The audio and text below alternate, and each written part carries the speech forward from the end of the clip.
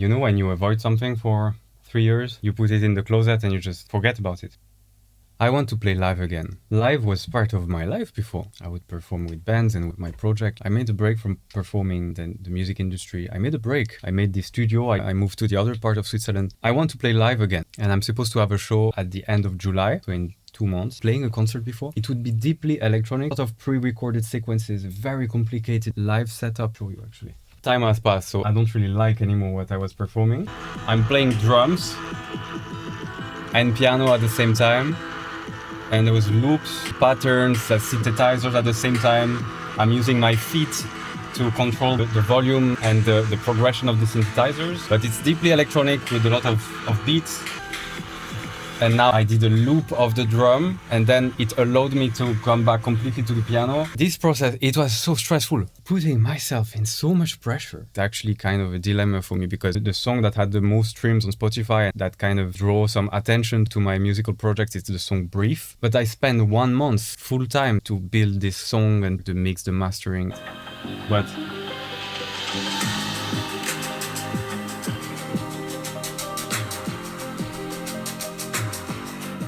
somehow, after this break, I understood that the thing I want from music is not to spend 1 month on a song. I want to express myself with the piano, with the tools that I have at my disposal, and ways to build something live, something new each time.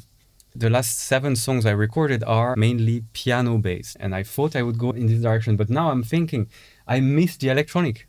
My live setup is in this room right there, and it's been there since 3 years. I didn't know which direction to take, but today I want to create a live setup that would allow me to improvise and to compose live, having synthesizers, ambience, and being able to build up and to, while performing live, to record some sequence so that I can develop the synthesizers, to create some electronic ambience that would correspond to the project and that would suit well with the piano, and to find a piano sound that I can replicate live, and that everything would merge together to have a setup that makes sense for the person I am now. And that's scary. I have no clue how I was performing these things I showed you. Let's confront what I was avoiding all this time. That might be for the piano sound. These are fabrics that I might use, maybe not. This is the thing I'm scared to open. This is my live setup that I used 3 years ago for my shows. I didn't open that since 2 years. I was lost basically. Didn't know where to go, didn't know what to do with music. To do something that feels right, because it didn't feel right. It felt like I was chasing the impossible, trying to play concerts with a light show. I was dreaming big, you know? I was dreaming big. I thought it would work this way, that dreaming big, trying to have a huge team to pay them. Then I was just paying money to play in my own concerts. It's not right. Something doesn't feel right. It's gonna change now. Okay. My family helped me to put these beautiful wheels. Hopla! This was my thing to play drums. This is the sound card. Okay, so this is basically my setup, right thing. I will fit everything in here. All the audio thing and the cable management are being done here. I have a lot of space here to make everything neat. This is for a potential live setup. Shut the fuck up, man. There is a microphone, Reverb, stage headphones. I missed you guys. I have a few synthesizers. There's this one. What else do I have? A Juno, very famous synthesizer. This one is a cheap copy, but it does the job. So piano pedal. I was thinking to maybe use it somehow. Play drums on it. I can control a lot of things, a lot of effects with that. A keyboard, broken cymbal.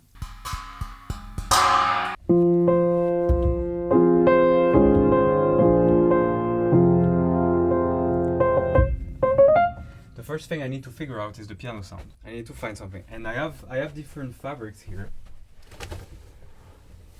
I have different stuff here that I can use to put between the strings and the hammer. So I'm gonna try one by one and see what sounds the best. This one is very soft, very mellow.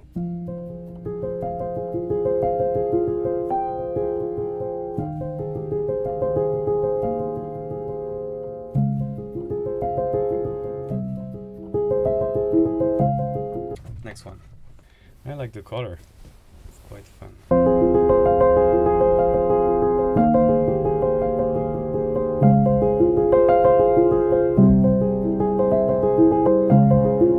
Okay. closer to what the piano really sounds like, because the piano really sounds like this. If I show you without.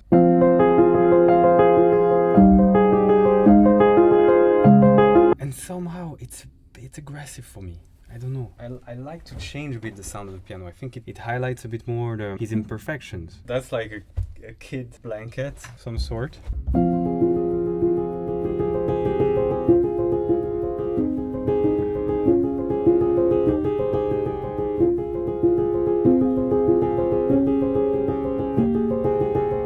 No, not my taste. This is Koch. And if it would be just one layer. I don't know. I just discovered something insane. You see this blanket for cushion, you know, right? Like just to sleep. But it has this, how do you call that in English? I have no idea. This thing, this zip. This zip, of course, this is plastic or metal. So if this part is actually on the strings, it does a crazy sound. You see, you hear?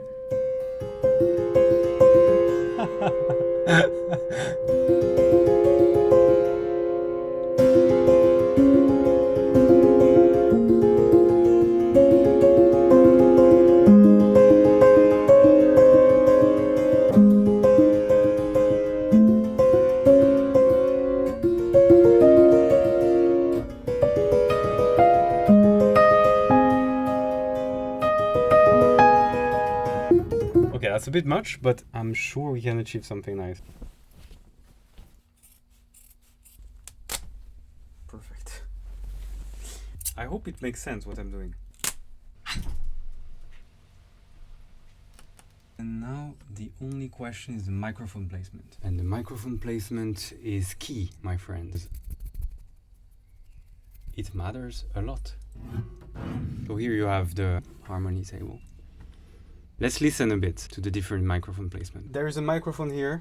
I'll put it really away. Let's listen mainly to this one and the impact it has on the piano. This is on the left side of the headphones if you have some. So as you see, I'm scratching a bit your ear right now. And I'm gonna move it around.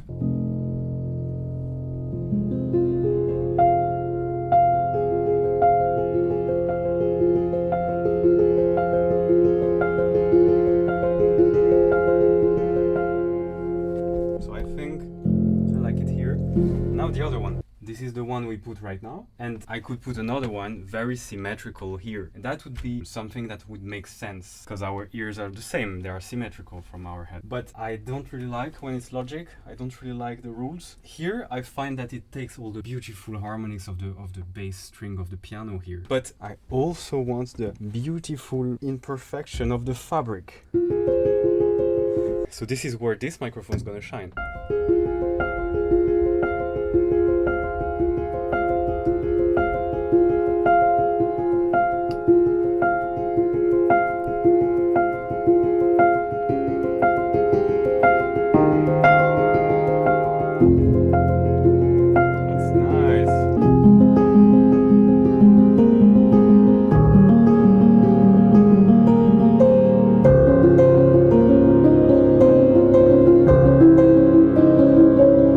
Maybe I need to iron it, but that's a good start. Piano sound, I think that's quite satisfactory for now. And now I need to figure out which synthesizer I'm using, which effects I'm using, to find a sound that feels like me. I put together a bit of a setup, just to start, right? Let's take each synthesizer one by one, jamming around, trying to reveal a bit the soul of the instrument. This is a copy of the MS-20, a very famous synthesizer, an amazing synth. It has some character to it. It has a really beautiful bass, and there's this softness. Let's see what we can have here.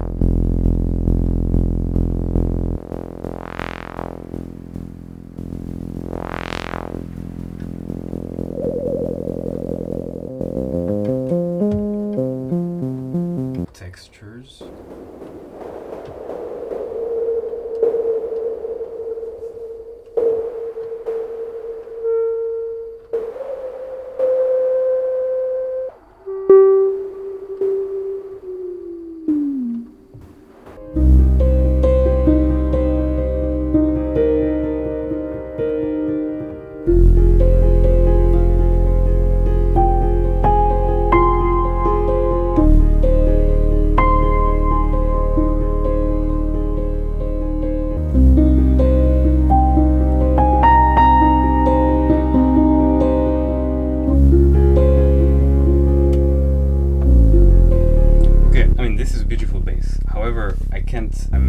one hand, and it's very hard. So maybe I could find a way to play with my feet. I don't have that, but there is some keyboards that you can play with your feet. If I put an arpeggiator,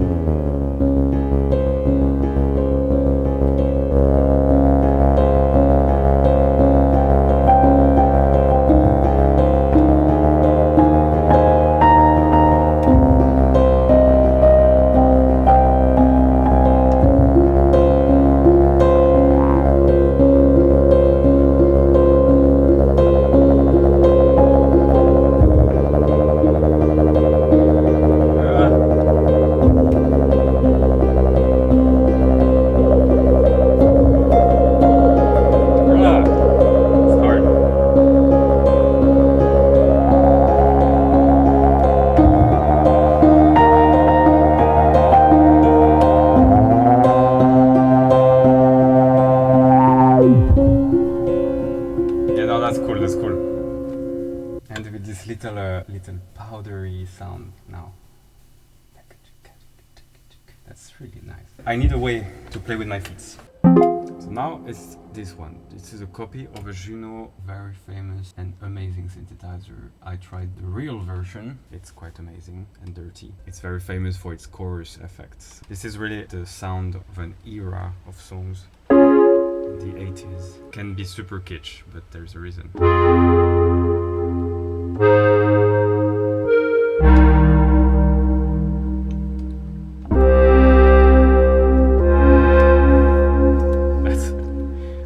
Quite nice. Wait.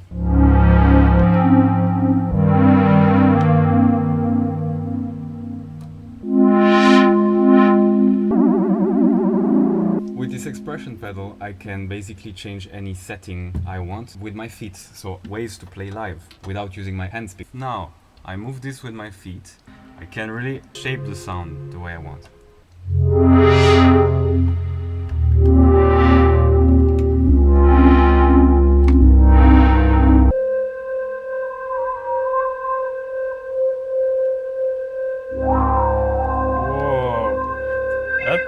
That's cool.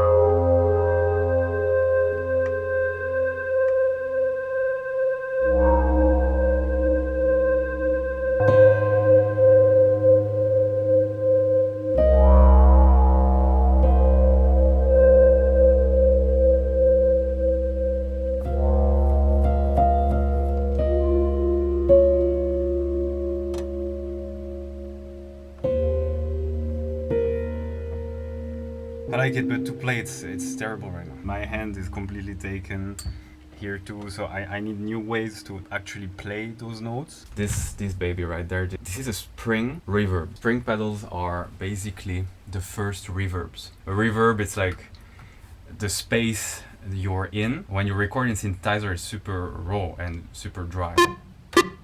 A raw sound, you don't feel the space, it's just the direct sound. But in the real world, every sound you produce, the piano for example, you hear the room I'm in. Right now you hear the resonance between the two strings. You hear the space you're in. And nowadays, of course, you have the computers simulating spaces and you can create a church, you can create a room. But in the past, when we didn't have that and we started to do records and produce music, I'm not sure about that, but 1940, 1950, whatever, we started to find ways to actually simulate spaces, to try to architecture the sound differently, to put the guitars maybe in a huge space, even though it was recorded in a studio. And we found ways to do that with actual physical elements. That's super fascinating. One of the first, it's the use of a spring. There is a spring, and this spring produces sound. You hear that? That's a freaking spring, the same you have in architect lamps or whatever. Any sound you're gonna send is gonna navigate through this spring and be affected by all the physical properties of this spring. The impression that we are in some kind of space. The super raw into the reverb. So let's see. And all of a sudden it's just poetic, you know?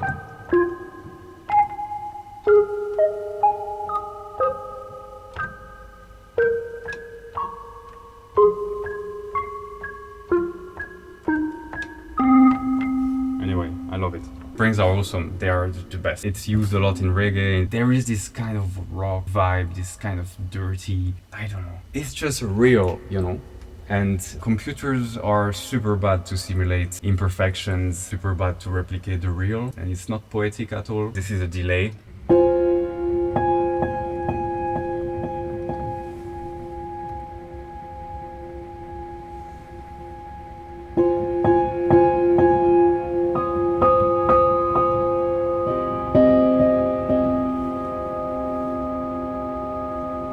Yeah, that could create that could create a drone, a bass, maybe for a song to emerge. That's a possibility. It's a good start. We have the sound of the project. My challenge is the following. Find a way to improvise live, to create songs live. As soon as I have an idea, I need to be able to do it. Which movements can I do? Will I use my feet to play notes, to play the basses? I need to try that. I put the keyboard here. Do I put the keyboard here? Where do I look? A bit of like planning, you know? It's all muscle memory, right? It's the same when you practice an instrument, the piano, the violin, whatever. The movements that you do even without thinking. Action of different muscles at the same time becomes kind of a dance, and it's there, and you practice and it becomes natural. The setup that has the less friction possible, meaning that all the movements are easy, all the movements make sense. As soon as this is fixed, then I just need to practice a lot, because if I want a reverb, it's there. I know I need the synthesizer. My arm is directly reaching. I don't even think about it. I need to get to this point, and of course I'm not there yet. Also on the piano, I need to practice technique, to practice independence between playing and actually thinking about something without being fragile on the way I play, because right now I am fragile. So we'll see. I'm checking if there is any solution for keyboards for feet, basically. When you play organ, you have pedals like that on the floor to play bass. But this is huge, It's too big, and I don't even have a car, and I don't have my driving license. There is this, what is that? It's quite expensive. What size is it? 45 centimeters by 10 centimeters. So you know what? I'm just gonna draw it. I can draw it and then try to play. Simulate that I play with it, and I'll know right away if it's good for me or not. By 10 centimeters. How many keys? 5, 6, 7, 8. Can I be accurate playing that? So that's supposed to replicate exactly the foot keyboard that I could buy. So.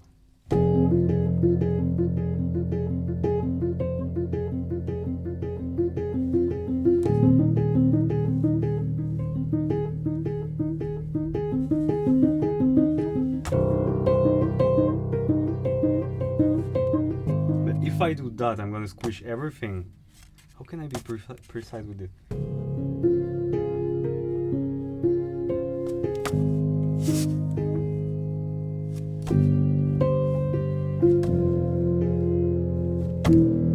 That's extremely uncomfortable, but that's possible. I think that's possible.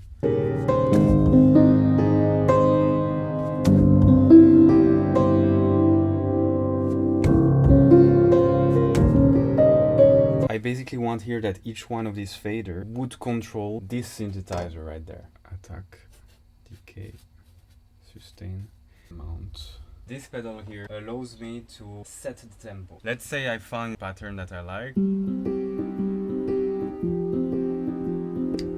That's the tempo. I would press now and now. Automatically, like for example now it's 115 BPM. I have a click now or you don't hear it. So this is cool because it means I don't need to start with a predefined tempo, I just improvise. When I'm entering in a rhythm, I can launch and Ableton will find the tempo, which is great. Drawing of the MIDI controller that I'm gonna buy for my feet to play some bass. I'm gonna stop here. We did a lot. So I found piano sound. The synths I'm using, I basically need to learn and try. Till next time. Check some cool ways to develop songs, like for example with arpeggiators, all these questions, because then there is so much we can do. I could add my voice, I could sing, I would love it. Piano part and synthesizer part. And as soon as I'm super comfortable with that, I could add voice, I could loop. I didn't do any looping. I could loop layers of piano. It'll take the next 2 weeks to work on this setup, to try songs, to improvise with it. And the next video, I'll be able to play bass with my feet and I'll have a complete setup. I'll be able to start to work on these next steps. Thanks for watching. I hope you enjoyed it. It's very motivating. So I don't know when, but I guess in 2-3 weeks I'm going to drop a second part of this live creation. Thank you for being there, and I wish you a beautiful evening. Ciao, ciao.